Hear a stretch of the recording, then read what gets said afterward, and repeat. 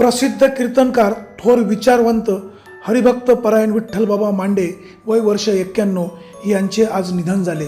त्यांच्या निधनामुळे जुन्नर तालुक्यात सर्वत्र हळहळ व्यक्त केली जात आहे। शिवनेरी भूषण हा पुरस्कार प्रथम हरिभक्त परायण मांडेबाबा यांना प्राप्त झाला होता।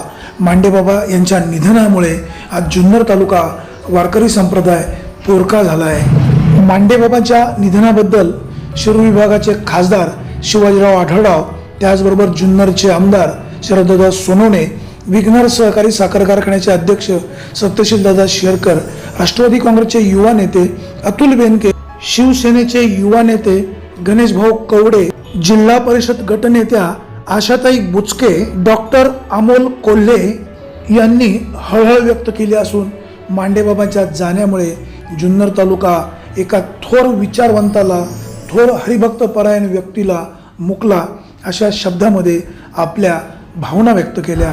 त्यांचा अंत्यविधी आज सायंकाळी 6 वाजता ओझर या ठिकाणी होणार असल्याची माहिती विघ्नर देवस्थान ट्रस्टचे ट्रस्टी गणेश कवडे यांनी दिली।